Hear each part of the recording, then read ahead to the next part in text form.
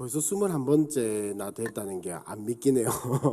방금 기도해 주시는 거 듣고 알았습니다. 21번째나 됐다라는 게. 예. 자, 오늘 담임 목사님이 이야기하신 대로 오늘까지 하고 다음 주에 우리 담임 목사님이 한번 정리해 주시고 제가 정리하고 그렇게 마치려고 하는데, 지난주에 왜 오중 긍정 이야기를 좀 많이 했으니까 오늘은 이제 삼중 훈련에 대해서 한번 이야기를 해보려고 합니다. 아까 그 담임 목사님이 하신 이야기를 조금 가져와 가지고 긍정 언어를 조금 같이 섞어서 이야기를 한번 해보자면, 사람은 영과 육이 분리가 될 수 없어요. 그죠? 지난주에 우리가 구원에 대해서 이야기를 했잖아요. 구원의 순서에 대해서 이야기를 했는데, 그게 뭐 말로 설명을 하려고 하니까 그렇게 순서가 있고 뭐 이렇게 구분이 되고 저렇게 구분이 되고 그런 것이지, 사실 그 뭐 예수님 믿고 성령 받고 내가 변하고 다시 태어나고 중생하고 이런 거 어떻게 다 뭐 일일이 구분을 지을 수 있겠습니까? 그죠? 우리 안에서 일어나는 일들을 다 이렇게 논리적으로 혹은 말로 설명을 하려고 하니까 그냥 글로 그렇게 나열이 될 뿐이지, 영과 육의 구분도 마찬가지입니다. 영이 육을 지배해요. 하지만 영도 육의 영향을 받습니다. 무슨 말인지 이해하시죠? 우리가 마음가짐에 따라서 삶이 바뀔 수 있어요. 삶이 바뀔 수 있는데, 문제는 이 삶이 바뀜에 따라서 내 마음도 영향을 미친다라는, 받을 수밖에 없다라는 거예요. 여러분, 넓은 집에 살다가 좁은 집으로 가면 사람이 마음이 다급해질 수밖에 없죠. 다급해지게 되죠. 근데 좁은 집에 살다가 조금 여유가 생겨서 넓은 집으로 갔어.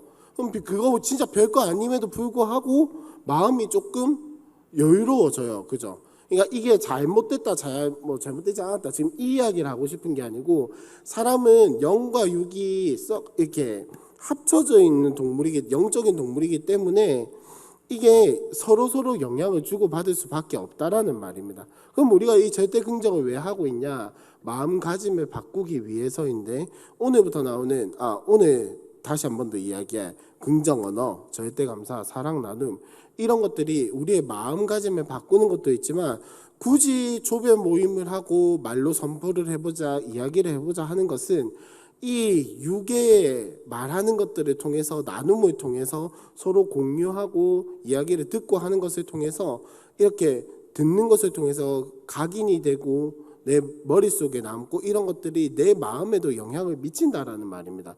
그래서 입을 열어서 긍정 언어를 선포를 해보자라는 겁니다.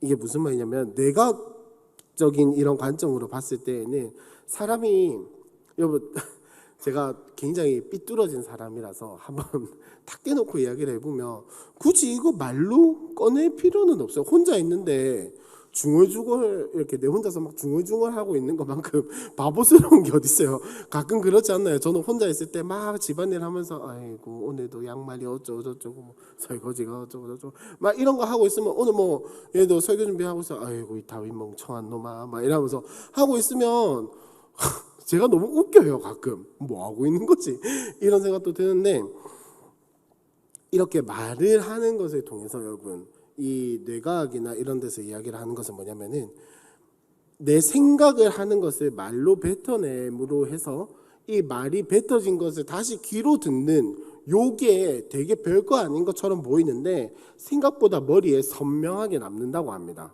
이게 중요하다라는 거예요. 내가 뭔가를 외우거나 내가 뭔가를 내 마음속에 새기기 위해서 내가 생각만 하는 것이 아니라 글로 쓰거나 말로 내뱉거나 외우거나 혹은 이렇게 중얼중얼 하는 것이 생각보다 도움이 많이 된다라는 겁니다. 그래서 여러분, 큐티 학교 하신 지 오래되신 분도 있고 얼마 안 되신 분도 있겠다마는, 우리 그 세가족 행복학교, 지금 이름 바뀌었죠? 세가족 행복학교 할 때 묵상 강의를 들으면, 그죠? 묵상 강의를 들으면 묵상이라고 하는 그 성경 원어 히브리어의 그 뜻에는 무슨 의미가 있다라고 이야기를 합니까? 오래되셨나 보네요. 기억이 안 나시죠? 그죠? 그 묵상을 하다라는 단어에는 말씀을 읽고 내 속에서 깊이 고민하고 생각하고 이런 것도 있지만은, 곱씹는다라는 표현의 의미도 같이 들어가거든요. 그 말은 뭐냐면은, 내가 계속해서 생각하는 것도 있지만 입에서 계속해서 내 입에서 그것이 맴돈다라는 말이 그런 의미도 있어요. 그러면 이 말씀을 우리가 어릴 때 암송하고 하는 것이 정말 큰 유익이라는 겁니다. 왜냐하면 내가 머릿속으로 외우기만 하고 생각하고 하는 것이 아니라 사람이 외우려면은 입으로 내뱉든지 글로 막 빽빽 까매질 때까지 쭉 쓰든지 왜 그런 걸 하잖아요. 그러면 내 마음 속에, 내 생각 속에, 내 머릿속에 그것이 각인이 된다라는 거예요. 각인이 된다라는 거예요. 그럼 나도 모르게 이야기들이 막 나오는 거예요. 제가 제가 지금 이렇게 사역자의 길을 걷고는 있다마는 저는 학교 다닐 때 제일 부러운 사람들이 모태신앙이었어요. 저는 모태신앙이 아니니까. 왜일까요? 왜 부러웠을까요? 기도하는 습관이 잡혀서 혹은 다른 거? 뭐가 제일 부러웠냐면 성경 암송하는 거.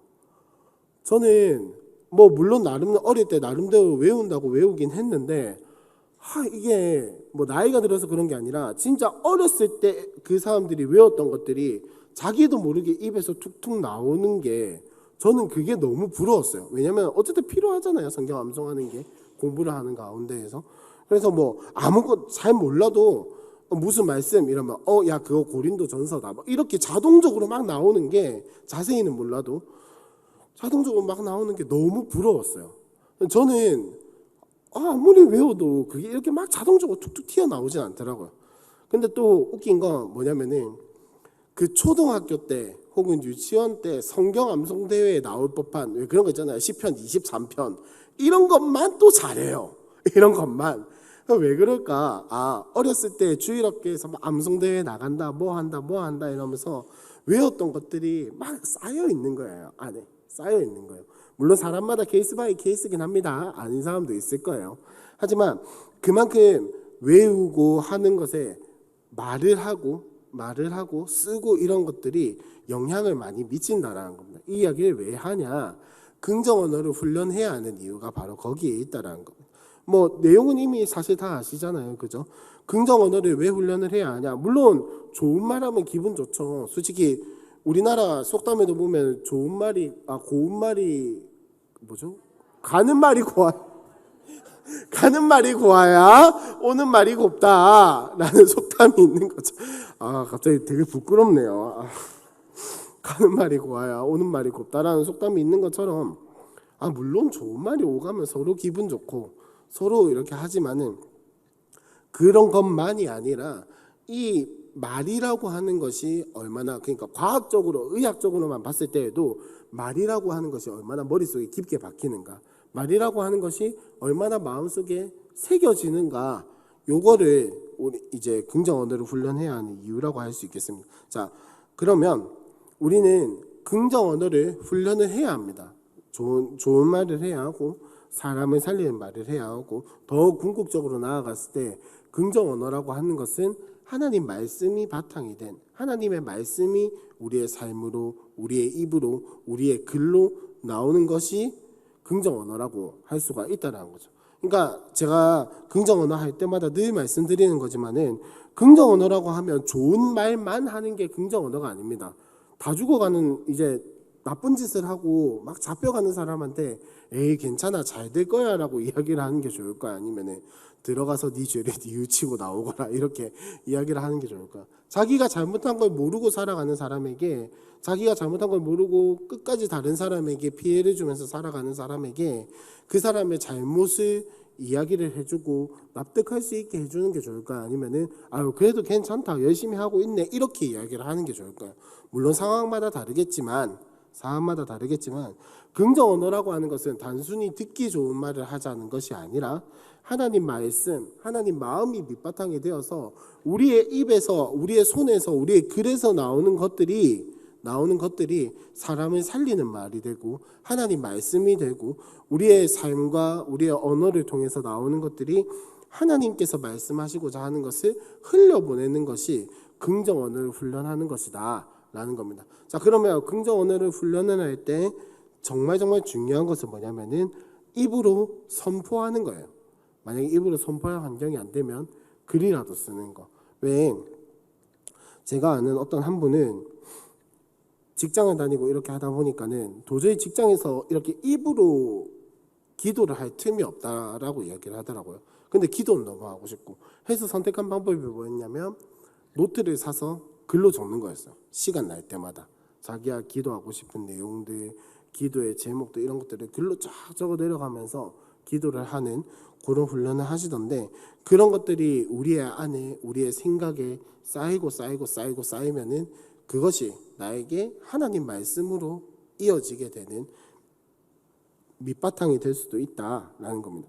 그 책 179페이지에 보시면 진짜 이 긍정 언어를 훈련해야 하는 이유를 정말 잘 보여주는 그런 이야기가 하나 있는데, 179페이지 밑에 한번 봅시다. 밑에 한번 보시면 말 한마디로 청량빛을 갚는다. 이 부분 찾으셨죠? 예, 찾았다 생각하고 밑에 줄을 보시면 옛날에 어떤 백정이 장터에 부둣간을 냈습니다. 하루는 양반 두 사람이 고기를 사러 왔습니다. 그중 한 양반이 백정에게 반말로 주문했습니다. 거기 고기 한 근만 줘라. 이렇게 하니까 백정은 고기를 베어서 싸서 주었다. 이후에 옆에 서 있던 다른 양반은 이렇게 주문했습니다. 김서방, 여기 고기 한 근 주시게. 라고 하니까 백정은 네 알겠습니다 하고 고기를 잘라주는데 훨씬 더 많이 줬다라고 이야기를 하고 있어. 그래서 처음에 고기를 산 사람이 화가 나가지고 막 따졌죠. 니 왜 내한테는 이만큼 주고 저 사람한테 저렇게 많이 주냐라고 하니까는 이 백정이 한 말이 뭡니까? 손님 고기는 백정이 잘라준 거고 이 어른 고기는 김서방이 잘라드린 것이니 다를 수밖에 없다라고 이야기를 하는 게, 야 당신이 나를, 쉽게 말하면 당신이 나를 대해준 만큼 당신에게 고기를 줬고 저 사람이 나를 대해준 만큼 나는 저 사람에게 고기를 줬다라는 말이죠. 그러니까 이 말 한마디로 인해서 이 백정의 태도가 달라지는 것을 볼 수가 있습니다. 이 말을 왜 하냐? 이 말이라고 하는 긍정 언어라고 하는 것이 우리에게 삶에 영향을 미친다라는 거예요. 왜 긍정 언어 할 때 제가 지난번에 말씀드렸었는데 신창원이라고 하는, 아시죠? 우리나라에서 정말 유명했던 탈옥도 했었던 그 사람이 어느 한 사람과의 인터뷰에서 했던 말, 자기가 돈이 없어서 교육비를 낼 돈이 없어서 어떻게 그냥 돈 없이 학교에 갔는데 그때 선생님이 자기에게 조금만 더 좋은 말을 해줬다라면 자기는 이렇게 되지 않았을 것이다 라고 이야기를 하거든요. 정확하게는 신창원이 그때 선생님이 뭐 나에게 나쁜 말을 해서 내 안에 악마가 자라나기 시작했다 뭐 이런 말을 했던 걸로 기억이 나는데, 그러니까 이 말이라고 하는 것이 우리는 아무 생각 없이 때로는 그냥 나오는 대로 이렇게 뱉는 거긴 하지만은 이것이 사람의 마음속에 심겨졌을 때, 사람의 머릿속에 딱 심겨졌을 때 그 사람의 전반적인 삶에 영향을 미칠 수도 있다라는 것을 우리가 꼭 기억을 했으면 좋겠습니다. 넘어가서 그러면 또 긍정 언어에 반해서 부정적인 언어도 있겠죠, 그죠? 부정적인 언어가 있는데 요거는 긍정 언어보다 더 사람들에게 영향력이 많이 끼쳐진다라는 겁니다. 여러분 제가 지난번에도 말씀드렸지만은 어린아이들이 좋은 말은 가르쳐야 배워요, 그죠? 감사합니다, 안녕하세요 이런 것들은 꼭 해라고 해야 해요, 그죠? 이제 말 배우는 애들한테는 감사합니다라고 해, 안녕하세요라고 해 라고 해야 해요. 근데 뭐 놀리는 말, 욕하는 말 이런 거는 뭐 안 가르쳐도 잘 따라해요. 안 가르치고 싶은데 잘 따라해요. 무슨 말입니까? 이게 사람이 진짜 영적인 동물이라는 게 여기서도 티가 나는 게 뭐냐면은, 자 여러분, 사람은 나이가 적든 많든 경험이 적든 많든 수준이 높든 낮든 아는 것이 많든 적든 그런 거 다 떠나서 모든 사람은 다 죄인이고 죄성을 가지고 있어요, 그죠? 이 죄성이라고 하는 것은 자기중심성이고, 그 자기중심성이 딱 드러났을 때 아담과 하와가 주고받았던 대화의 내용이 뭡니까? 하나님 앞에서 야, 니 때문에 내가 선악을 알게 하는 나무의 열매를 먹었잖아. 니 때문에 내가 율법을 어겼잖아. 하나님 말씀을 어겼잖아. 니 때문에 이렇게 됐잖아 라고 이야기를 하는, 쉽게 말하면 좋게 말하면 비방하는 말이고 다 미루는 말이고, 나쁘게 말하면 욕이죠. 그때 당시에 뭐 지금처럼 다채로운 욕이 생겨났겠습니까? 그 정도면 서로를 비방하고 욕하고 까내리고 욕에 여러분 욕하는 거에 이거 되게 뭐 철학적인 이야기 같은데 욕하는 거의 본질이 뭡니까? 상대를 비방하고 깎아내리고 상대를 헐뜯는 게 그 욕의 본질이잖아요. 그죠? 그러니까 사람이 죄성이 생겨나고 아담과 하와의 관계가 딱 깨어졌다라는 것이 어디서부터 티가 났냐? 서로를 비방하고 서로를 탓하고 서로를 미워하는 말을 시작했을 때부터 티가 나기 시작한 거예요. 그렇다면 그 죄성을 그대로 가지고 있는 인간이라고 한다면, 죄성에서 벗어나지 못하는 인간이라고 한다면 기본적으로 언어라는 것도 남을 탓하고 비방하고 헐뜯고 남 탓을 하고 남을 깎아내리는 말부터 먼저 배우게 된다라는 거예요. 아무리 아니라고 하고 아무리 좋은 교육을 하고 아무리 좋은 것을 보여주고 아무리 뭐 도덕적으로 선한 것으로 막 방어막을 치고 살아간다고 해도 인간인 이상, 죄성을 가지고 있는 인 이상 그럴 수밖에 없다라는 거죠. 그래서 제가 오늘도 동영상 안 챙겨왔는데 181페이지 한번 보시면은 중간쯤에 EBS 지식 채널 E라는 곳에서 요게 반격이라는 프로그램이 나왔고, 그 프로그램에서 실험한 게 뭡니까? 사람들한테 단어를 외우세요 라고 이렇게 탁 던져준 다음에 했는데, 한 파트는 긍정적인 단어, 다른 한 파트는 부정적인 단어, 또 다른 한 파트는 금기어, 중립 단어, 이렇게 해가지고 총 12개의 단어를 주고 외우게 해가지고 딱 보여주면서 외우게 하는 그런 테스트를 했는데, 이 연구 결과가 뭐라고 나와 있습니까? 요게 언어는 다른 단어보다 4배나 강하게 기억되고 분노, 공포 등을 느끼게 하는 감정의 뇌를 강하게 자극해서 이성적인 활동을 막아버린다라는 거예요. 막아버린다라는 거예요. 이게 뇌과학적으로 봤을 때는 그렇다라는 것이고, 영적인 세계에서 봤을 때는 아까 제가 앞서 말씀드린 그런 내용이다라고 할 수가 있겠습니다. 그래서 사람들한테 욕을 하는 이유가 뭐냐? 25.7%가 뭡니까? 습관이 돼서. 두 번째가 남들이 쓰니까. 세 번째가 말로 스트레스를 풀기 위해서라는 겁니다. 이 사람들이 이것만 종합해도 지금 이미 50% 가까이, 50%가 넘어가는 그런 양을 보여주고 있어요. 무슨 말입니까? 인간에게 욕이라고 하는 것이 얼마나 크게 영향력을 미치고 있는지 보여주고 있는 거예요. 외우고 못 외우고, 이건 뭐 물론 그것도 중요하지만 외우고 못 외우고 여기에 신경 쓰지 마시고, 욕이라고 하는 것이 정말 사람에게 정말 큰 영향력을 미치고 있구나라는 것을 우리가 안다면, 우리가 이런 영향력을 미치는 언어보다는 좀 더 긍정적인 이 언어를 통해서 사람을 살려내고 사람을 세워주고 사람을 일으켜주고 사람을 회복시켜주는 그런 언어를 사용하는 훈련을 해야 한다는 겁니다.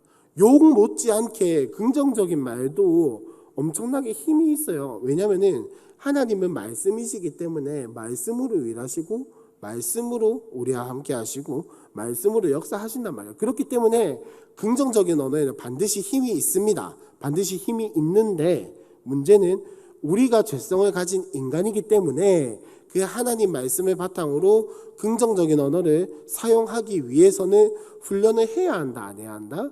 해야 한다라는 거예요. 욕 같은 거는 훈련 안 해도 열심히 배울 수 있어요. 욕 세상 천지에 몰라도 욕 안 쓰고도 남 비방하는 말은 다 만들 수 있어요. 근데 우리가 참 뭐랄까요, 하기 힘든 거, 여러분 매주 감사헌금 봉투에 감사헌금 작성해서 하시는 분 혹시 금액과 상관없이 나는 감사헌금을 매주 감사 제목을 써서 낸다. 감사합니다. 손 들어주셔서. 부끄러워서 손 못 드신 분도 계실 거라고 생각을 해요. 근데 여러분, 감사 제목이 나중에 습관이 되면 괜찮은데, 혹시 지난번에 우리 이거 절대 감사할 때 그 감사 제목을 나눠보자라고 제가 카톡으로 나눠보자라고 말씀드렸잖아요. 혹시 하신 분? 그거 봐요. 잘 안 된다니까요. 그러니까 그 감사하는 말도 긍정의 언어거든요. 이 긍정의 언어를 사람이 쓴다라고 하는 것이 얼마나 어려운지가 방금 드러난 거예요. 사실 여러분 생각해 보세요. 다시 한번 나중에 또 하겠지만 지금 한번 생각해요. 오늘 하루에 감사한 일이 전혀 없었습니까? 혹시 난 진짜 아무리 생각해도 오늘 감사할 게 없었다. 오늘 나의 하루는 아주 그냥 분노, 뭐 짜증 이런 걸로 막 이렇게 점철이 돼 있었다. 없죠. 감사할 거 하나쯤은 있으시잖아요. 근데 왜 그렇게 사람들한테 말하는 게 안 될까요? 왜 그렇게 사람들한테 전달하는 게 안 될까요? 왜 그렇게 나누고 공유하는 게 안 될까요? 근데 이렇게 말하는 저도 막상 그 감사 릴레이 하자 해가지고 딱 받아가지고 했는데 두 분이 저한테 연락이 왔거든요. 오늘 감사할 거 뭐 있었더라? 이렇게 한참에서 진짜 한 3분은 생각했어요. 뭐 있었지? 이거 하면은 너무 식상한 것 같고 막 이런 생각하면서 했었는데, 여러분 그만큼 사람은 다른 사람을 깎아내리고 욕하고 죄성에 따라서 말하고 죄성에 따라서 내 마음을 공유하고 죄성에 따라서 카톡을 쓰는 게 더 익숙하지, 긍정 언어로 말을 하는 게 절대 쉬운 일이 아닙니다. 이거는 누구나 다 마찬가지예요. 습관화되어 있지 않다면 무조건 이거는 훈련해야 하는 영역입니다. 끝없이 배워나가야 하고 끝없이 내 생각을 꺾고 끝없이 내가 해봐야 하는 영역이에요. 그렇기 때문에 여러분 우리 긍정 언어를 같이 훈련했으면 좋겠습니다. 부정적인 언어도 힘이 있지만 긍정적인 언어는 더 힘이 있어요. 왜? 그 말을 가지고 하나님이 일하시기 때문에. 다만 우리가 그게 익숙하지 않고 습관화되어 있지 않고 이게 내가 잘 안 되니까 훈련을 해야지. 우리가 이거 훈련하고 나면 내 입을 통해서 내가 쓰는, 요즘 뭐 카톡을 많이 쓰시니까 카톡이나 문자 메시지나 이런 걸 통해서 하나님이 그걸 통해서 일하신다니까요. 그러면 얼마나 거기에 큰 힘이 있겠습니까? 자, 그러면 이거를 어떻게 훈련을 할 수 있을 것인가? 첫 번째, 우리 책에 따라서 한번 보도록 하겠습니다. 첫 번째로 뭐냐면은 186페이지 첫 번째 줄, 긍정의 믿음의 언어를부터 우리 한 줄만 다 같이 한번 읽어보겠습니다. 시작. 예, 아직 못 찾으셨나요? 죄송해요. 186페이지 긍정의 믿음의 언어를 사용하는 것은부터 한 줄만 다 같이 한번 읽어보겠습니다. 시작. 사용하는 것은 인간의 의지나 노력 아닙니다. 그 다음 구해야 합니다. 성령의 충만을 간절히 구해야 한다, 말아야 한다? 구해야 한다라는 겁니다. 자, 이 긍정 언어를 하는 게 물론 내 노력도 필요하고 내가 말을 공부하고 내 언어 습관을 되돌아보는 것도 필요하다마는 아까 말씀드린 대로 우리는 죄성을 가진 인간이고 그 다음에 영과 육이 하나로 뭉쳐져 있기 때문에 물론 육적으로 공부를 하는 것도 중요하지만 그만큼 성령의 도우심도 함께 구해야 한다라는 말입니다. 왜냐하면은 사실 여러분 따지고 보면 이거는 우리의 본성을 거스르는 말이에요.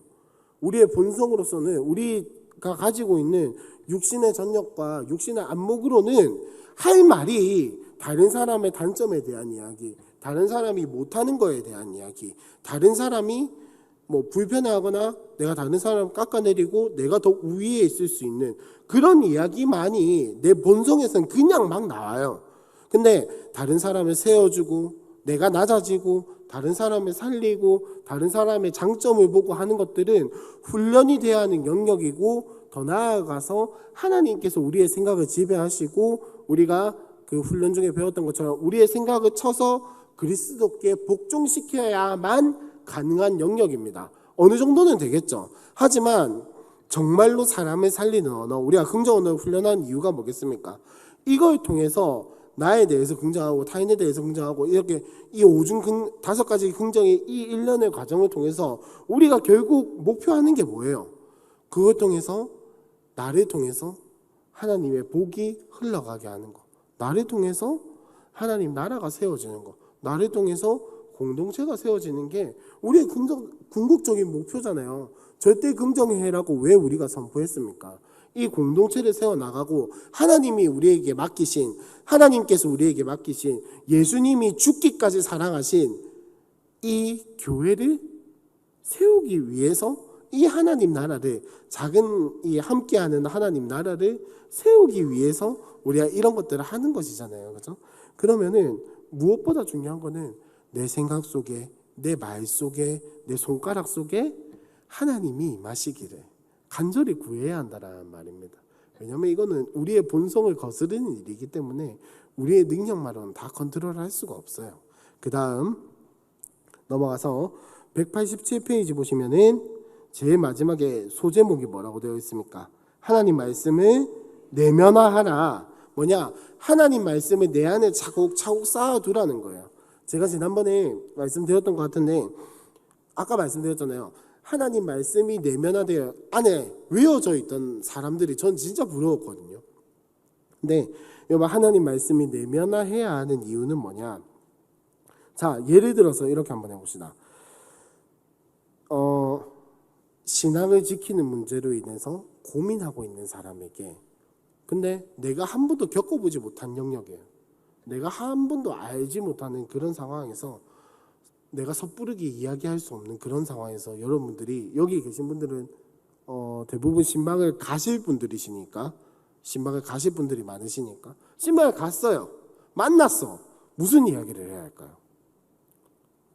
조금 더 어렵게 해볼까요? 조금 더 어렵게 해볼까요? 당장 내일 죽을 사람한테 여러분 가서 무슨 이야기 하시겠습니까? 신방 가서 무엇을 가지고 기도해 주시겠습니까? 당장 내일 죽을 사람한테 무슨 이야기를 해야 할까요? 우리 죽어보진 않았잖아요. 죽으면 내가 경험해본 영역도 아니야. 당장 내일 죽는데 무슨 이야기를 할까요? 아이고 천국에 빨리 가서 좋으시겠네요. 뭐 이런 이야기를 할까요? 이게 너무 좀 그렇잖아요. 아니면은 아유 그래도 하나님께서 살리실 겁니다. 이런 이야기를 할까요? 당장 내일 죽는다는데 무슨 이야기를 할 수 있을까요? 그럴 때 우리가 사용해야 하는 게 뭐냐? 내 안에 내면화되어 있는 하나님 말씀을 꺼내는 거예요. 내 말을 하려고 하는 것이 아니라 내 경험을 이야기를 하고 내 생각을 이야기를 하려고 하는 게 아니라 내 안에 외워져 있는, 내 안에 내면화되어져 있는, 내 속에서 자리 잡고 있는 하나님 말씀을 꺼내주는 거예요. 그게 무엇이 되었든. 근데 이렇게 하다 보면은 앞에 거를 쓸 수밖에 없어요. 하나님 내가 가서 무슨 이야기를 해야 할까요? 하나님 내가 지금 이 사람에게 무슨 말을 해야 할까요? 하나님 이 사람에게 무슨 말을 해야 할지 내 입술을 주장해 주세요. 내 생각에 지혜를 더해 주세요. 하나님 지금 여기에 임해 주셔서, 지금 여기에 오셔서 이 사람과 내가 하는 이야기를 통해서 하나님 마음이 회복되게 하시고 또 하나님을 소망하게 하시고 뭐 이런 기도 제목들이 막 나오지 않을까요? 그죠? 그러니까 내가 할 수 없을 때 하나님이 일하시도록 하기 위해서는 내가 먼저 하나님 말씀에 사로잡혀야 돼요. 그 이야기를 하고 있는 게 하나님 말씀이 내면화되어야 한다는 말입니다. 내가 하나님 말씀에 사로잡혀 있지 않은데 어떻게 하나님 말씀을 전하겠어요, 그렇죠? 그런 이야기를 하고 있는 것이고, 자, 그 다음 세 번째 190페이지는 뭐냐? 자, 첫 번째 단에 보시면 예수님이 예루살렘 성전으로 올라가실 때 무화과 나무를 바라보셨습니다. 그런데 나무에 열매가 없자 그 나무를 저주하셨습니다. 예수께서 나무에게 말씀하여 이르시되 이제부터 영원토록 사람이 네게서 열매를 따먹지 못하리라 하시니 제자들이 이를 듣더라. 여기서 우리는 예수님이 나무에게 말씀하셨다는 것을 알아야 합니다. 예수님의 말씀대로 무화과 나무는 저주를 받아 열매를 맺지 못하게 되었습니다 라고 이야기를 하죠. 자, 이거는 예수님께서 말씀하신 대로 그 무화과 나무에게 그 일이 일어난 거예요. 예수님이 선포하신 대로 일어났습니다, 일이. 그죠? 근데 이거는 예수님이라서 그런 것도 있겠다마는, 자, 그 밑에 단에 보시면, 자, 인도 선교사로 잘 알려진 감리교의 스탠리 존스 선교사님이라고 하는 요 분의 이야기가 있는데, 눈을 한번 쭉 가까이 그냥 빨리 한번 주르륵 훑어보시면 이 이야기의 내용은 뭐냐면은 이 스탠리 존스라는 선교사님이 아주 큰 병, 그러니까 중풍에 걸려서 쓰러지면은 보통 아시죠? 나이가 많고 뇌혈관이 터졌고 중풍이기 때문에 이제 다시는 일어나지 못할 것입니다. 운신하지 못할 것입니다. 라고 하는 의사의 선고가 딱 떨어졌어요. 그럼 보통 그렇잖아요. 그죠? 요즘 의학은 어지간하면 그러니까 보통 그럴 텐데 이 선교사님이 사람들에게 요청한 게 뭡니까? 사람들이 자기를 볼 때마다 일어나라. 하나님의 말씀으로 또 예수의 이름으로 힘입어서 일어나라 라고 선포를 해달라고 했어요. 그 말을 듣고 그 선포를 계속해서 들은 이 선교사님에게 무슨 일이 일어났습니까? 실제로 일어나서 몸이 회복되고 그 다음에 인도로 돌아가서 20년 동안 더 선교 사역을 하다가 살아가게 되었다는 이제 그런 이야기를 하고 있죠. 물론 이런 일이 자주 일어나지는 않을 거예요. 물론 이거는 책에서 예를 드는 것이기 때문에 특별한 케이스이기도 하고 실제로 이런 일이 자주 일어나지는 않을 겁니다. 하지만 그만큼 우리의 말에는 힘이 있다라는 겁니다. 왜일까요? 여러분 왜일까요? 왜 예수님의 말씀만 힘이 있는 게 아니라 내 말에도 힘이 있을까요? 단순히 하나님이 함께 하시기 때문에 그런 것도 있겠지만은 여러분 우리가 누구의 형상으로 지음받았습니까? 하나님의 형상으로 지음받았어요. 하나님이 세상을 뭘로 창조하셨습니까? 말씀으로 창조하셨죠. 우리 하나님의 형상을 닮은 우리에게도 그럴 힘이 그쵸 말의 권세가 있다라는 겁니다. 우리의 말에도 힘이 있다라는 거예요. 여러분 이거를 너무 쉽게 간과하시면 안 돼요. 너무 쉽게 여기시면 안 돼요. 에이 그래도 뭐 내가 말하는 거 우리 하루에 말 얼마나 많이 하고 살아요. 그죠? 혼잣말도 말이고 혼자서 중얼중얼 얼마나 말을 많이 하고 삽니까? 여기에 무슨 힘이 있겠어? 라고 생각하지 마시고 내가 하나님 형상으로 지음받았기 때문에 말씀으로 세상을 창조하신 그 하나님의 형상이 나에게도 있어 라는 이 마음을 가지고 꼭 살아가시면 좋겠어요. 그래서 여러분 뭐 말을 할 때마다 생각하는 게 저는 안 되겠더라고요. 말을 어떻게 말할 때마다 한 번 더 생각을 하고 이야기를 하지? 저는 아직도 거기에 의문을 가지고 있는 사람입니다. 어떻게 말하기 전에 한번 생각을 하고 이야기를 하지? 아직도 의문을 가진 사람인데 그럼에도 불구하고 여러분 우리의 말에는 권세가 있다는 사실을 꼭 기억을 하시고 뭐 저처럼 말하기 전에 생각하시는 게 잘 안 되시는 분들도 분명히 계실 거예요. 하지만 우리의 말에는 힘이 있고 우리의 말에는 권세가 있고 우리가 말씀으로 세상을 창조하신 하나님의 형상을 가지고 있고 우리가 그 형상을 회복받은 존재이기 때문에 내 말에는 힘이 있다는 사실을 꼭 기억하시기 바랍니다. 여기서 문제는 말에 힘이 있는 건 좋은데 부정적인 말에도 힘이 담기고 긍정적인 말에도 힘이 담겨요. 그렇기 때문에 여러분 우리가 긍정 언어를 훈련을 해가지고 내 말을 통해서 이 말에는 요 입술로 하는 성대를 울려서 되는 이 말뿐만이 아니라 요즘 우리가 쓰는 뭐 메시지라든지 이런 것들을 통해서도 여러분 얼마나 감정이 또 마음이 전달이 잘 됩니까? 그죠? 그런 것들에 힘이 있다는 것을 꼭 기억을 했으면 좋겠습니다. 그렇기 때문에 192페이지에 보시면 긍정 언어의 선포를 습관화해야 한다는 거예요. 여러분 아시겠지만 사람은 참 연약하기 때문에 습관이 들지 않으면 안 돼요. 그죠? 아무리 뭐 왜 그런 말 있잖아요. 작심삼일 작심삼일도 3일마다 한 번씩 하면 되는 뭐 이제 꾸준히 할 수 있다. 그런 이야기를 하는데 저는 그 말 안 믿습니다. 작심삼일 3일마다 한 번씩 할 것 같으면 진작에 습관이 됐지 무슨 작심삼일 3일 한 번씩마다 해요.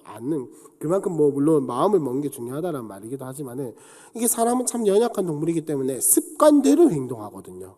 습관대로. 여러분 우리가 막 되게 지금 여기서 예를 들어서 갑자기 불이 났다고 합시다. 막 정신이 없어요. 혼란스러운 상황이에요. 근데 예를 들면 그렇다는 거예요. 엘리베이터를 타는 게 습관이 된 사람들은 여기서 불이 나면 어느 쪽으로 먼저 가겠습니까? 엘리베이터 쪽으로 달려가겠죠. 혹시나 내가 엘리베이터를 탈 수 있을까? 근데 계단을 걷는 게 습관이 된 사람들은 어떻게 할까요? 일단 문 열고 뛰어나가겠죠. 그리고 계단을 막 뛰어 올라갈 거예요. 물론 말이 그렇다는 겁니다. 말이 그렇다는 거예요. 사람은 습관대로 행동한다는 거예요. 여러분 잘 생각 한번 해보세요. 여러분 제가 습관대로 행동한다는 말을 혹시 씻으실 때 어디부터 씻으세요? 저는 곧 죽어도 머리부터 감아요. 양치 빼고. 저는 샤워할 때 곧 죽어도 머리부터 감아요. 무슨 상황이 생겨도 머리부터 감습니다. 너무 피곤해도 머리부터 감고 머리를 감았어도 머리부터 감아요. 왜일까요? 습관이 그렇게 들여져 있거든요.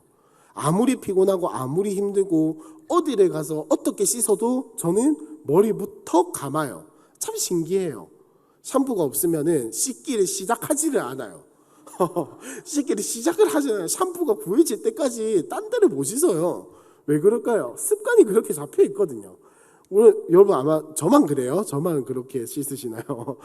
아마 우리는 모든 뭔가를 함에 있어서 요즘 말로 하면은 루틴이 잡혀 있는 대로, 지금 말로 하면은 습관화된 대로 살아가는데, 이 긍정 언어를 쓰는 것도 마찬가지다라는 겁니다. 여러분 갑자기 누군가를 만나서 이야기를 할 때, 혹은 뭐 신방에 가서 무슨 이야기를 해야 할 때, 내가 습관화되어 있지 않으면은, 이전에 이 긍정 언어가 습관화되어 있지 않으면은 이전에 내가 생각하던 내 본성대로, 혹은 내 상처에 매여 있는 대로 말이 툭툭 튀어나가게 돼요.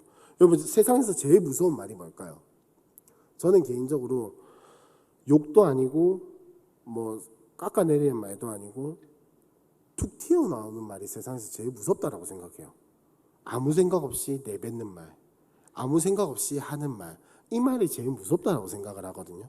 그러면 자, 제 논리대로 가자면 긍정 언어가 습관화되는 것은 정말 중요하다라는 겁니다. 왜냐하면 툭 던진 말에 사람이 상처받기도 하고, 툭 던진 말에 사람이 힘을 얻기도 하고, 나는 아무 생각 없이 말했는데 저 사람은 그 말에 위로받기도 하고, 이런 것들이 우리의 삶에 계속해서 일어나기 위해서는 긍정 언어가 습관화돼야 합니다.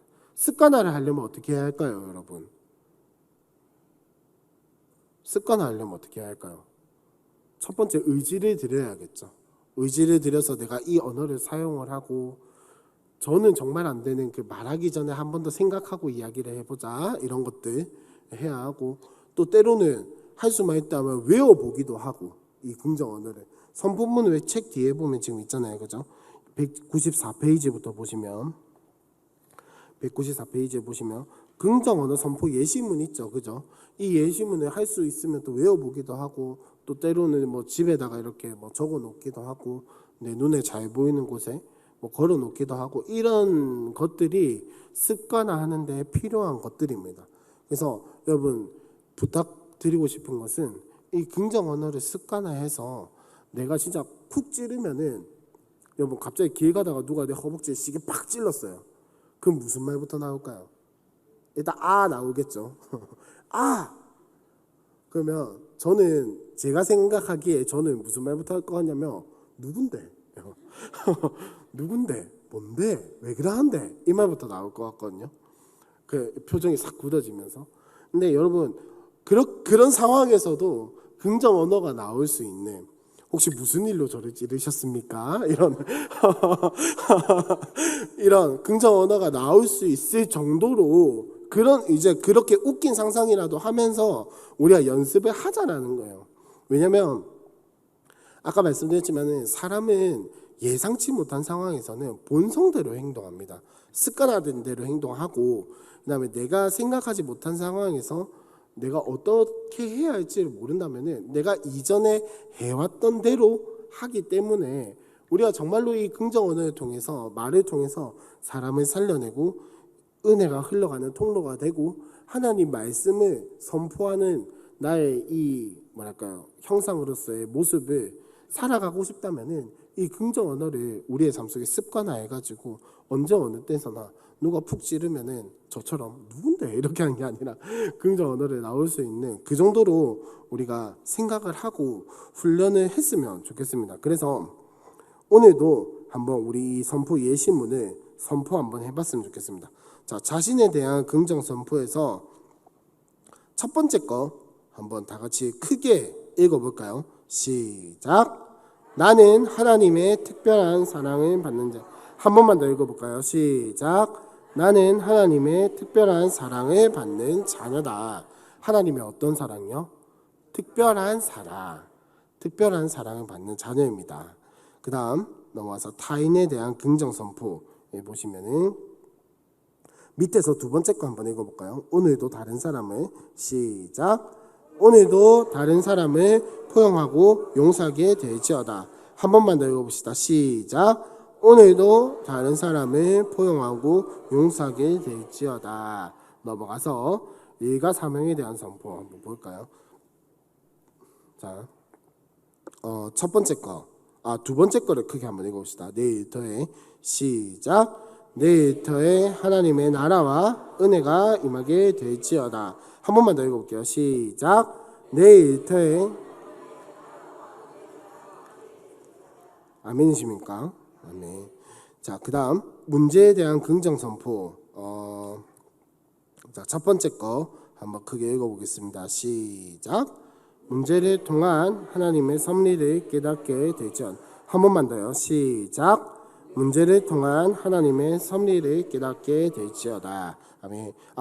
이거 보니까 생각이 났는데 갑자기 한 가지 광고 하나만 할게요. 운영위원회를 통해서 물론 전달이 되겠지만은 저희 교구에 황상숙 집사님이라고 아시는 분들은 아실 겁니다. 황상숙 집사님께서 그 주일날 입원을 하셔서 월요일날 위절제하는 수술을 하시기 위해서 입원을 하시고, 사유는 위암이에요.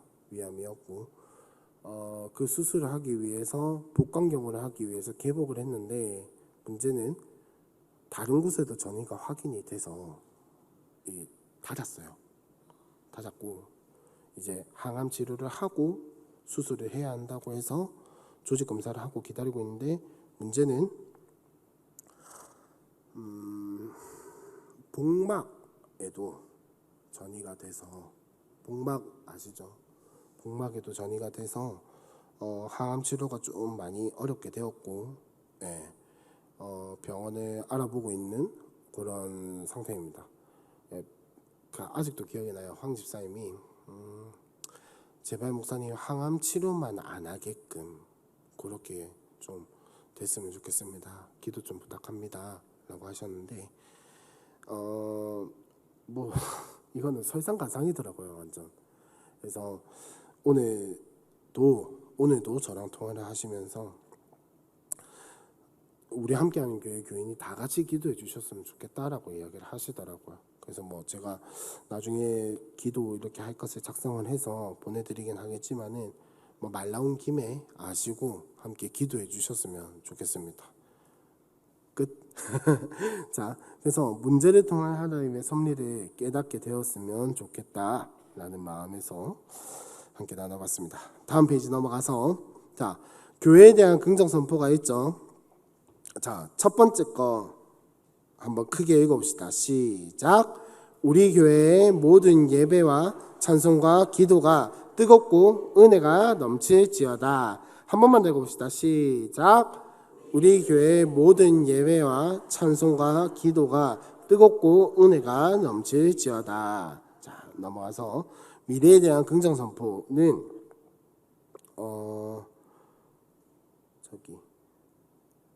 세 번째 거 한번 크게 읽어봅시다. 세 번째 거 내가 기도할 때 시작.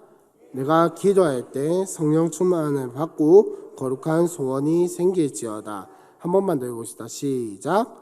내가 기도할 때 성령 충만을 받고 거룩한 소원이 생길지어다. 아멘. 여러분 혹시 뭐 교회를 위해서 기도할 때, 나를 위해서 기도할 때, 타인을 위해서 기도할 때 이런 선포 예시문들을 보시면서 기도하는 것도 좋은 한 방법인 것 같습니다. 그렇게 하면서 하나님 뭐 우리 부모님에게 일과 사명에 대한 이것을 주시옵소서, 알게 해주시옵소서. 뭐 누군가의 사업터에, 우리 왜 교회 교인분들의 사업터를 위해서 기도하실 때에도 하나님 이 사업터를 통해서 은혜가 흘러넘치게 하시고 하나님 나라가 전해지게 해주세요 라고 선포하고 기도하는 것들이 우리 공동체 내에서 끊임없이 일어났으면 좋겠어요. 일어나고 이것들이 흘러가고 요 절대 긍정을 지금 들으시는 여러분들 뿐만 아니라 우리 교회 전체가 이런 것들이 흘러가는 그런 공동체가 되었으면 좋겠습니다. 자, 넘어가서 200페이지에 보시면 절대 감사의 훈련이 있죠. 자, 여러분 감사하는 것은 누가 뭐래도 하나님께서 우리에게 주신 하나님의 뜻이에요. 왜냐?